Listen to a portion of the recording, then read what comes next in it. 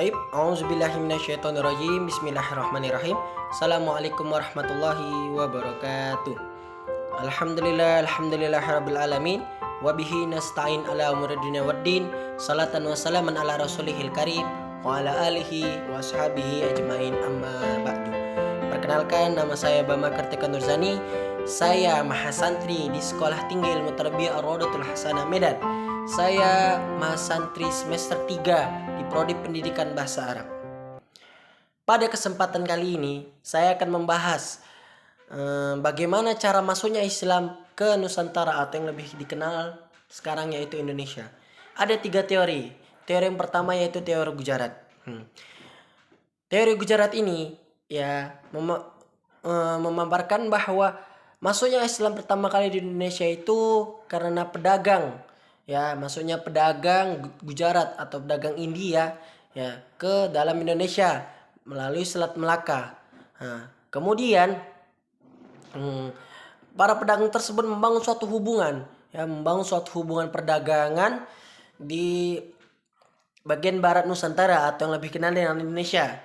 Salah satu pendukung teori terkuat teori Gujarat ini adalah terdapatnya makam Malik As-Saleh pada tahun 1297. Dan batu nisan Malik As-Saleh tadi mirip seperti batu nisan yang ada di Kemudian teori kedua itu adalah teori Persia.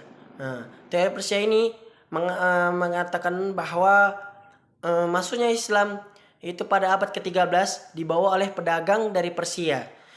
Dua tokoh yang pencetus teori ini adalah satu Husain Dajjadiningrat dan yang kedua Umar Amir Hussein. Husain Dajjadiningrat ini mengatakan bahwa tradisi dan budaya Islam yang ada di Indonesia itu sama seperti di Persia. Contohnya kayak tulisan kaligrafi, batu-batu nisan yang bercorak Islam. Kemudian teori yang ketiga adalah teori Mekah. Teori Mekah ini disebutkan ketika pada masa kerajaan Sriwijaya pada abad ke-8. Pada saat itu kerajaan mengalami perkembangan kekuasaan sehingga banyak para pedagang-pedagang yang singgah di sana. Teori Mekah ini dicetuskan oleh Buya Hamka. Kemudian ada juga seorang orientalis dari asal Inggris yaitu Theo Arnold. Dia mengatakan bahwa bangsa Arab adalah bangsa yang dominan dalam berdagang di Nusantara atau yang kita sebut sebagai Indonesia. Kemudian saya akan membahas awal mulanya pesantren berdiri atau diadakan di Indonesia. Salah satu penyebaran dan pengajaran Muslim di Indonesia itu oleh lembaga pendidikan atau lebih dikenal sebagai pesantren. Peran pesantren itu sangat besar, terkhususnya pada awal-awal mula Islam masuk ke Nusantara atau Indonesia. Meskipun memiliki peran yang besar, sampai sekarang ini masih terdapat beberapa perbedaan. Kapan diberdirikan pesantren, kapan masuknya pesantren itu di Indonesia.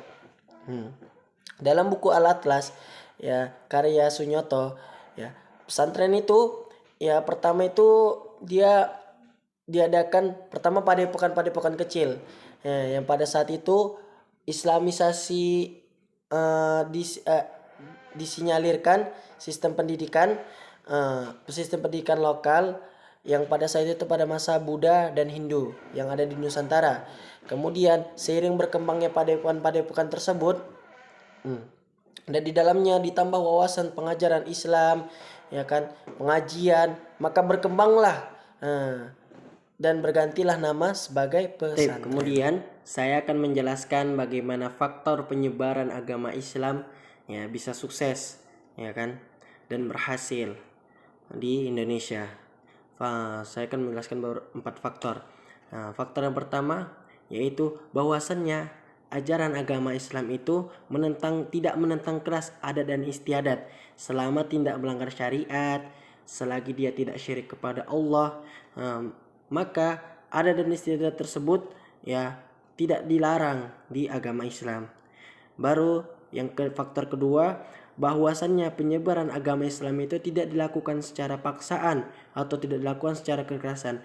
Akan tetapi penyebaran agama Islam itu dilakukan dengan hikmah, dengan pelajaran-pelajaran yang baik, ya kan?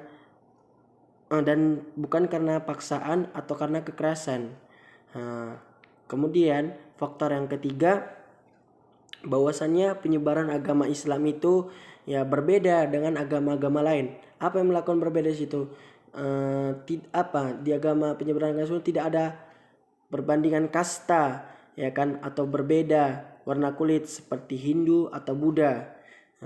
Kemudian faktor yang keempat, kenapa bisa cepat penyebaran Islam itu berhasil di Indonesia? Karena pada saat itu di situ adalah kemunduran ya pada kerajaan Hindu dan Buddha di Indonesia. Mungkin ini saya dapat saya sampaikan. Kurang dan lebihnya saya mohon maaf. Akhirul kalam. Assalamualaikum warahmatullahi wabarakatuh.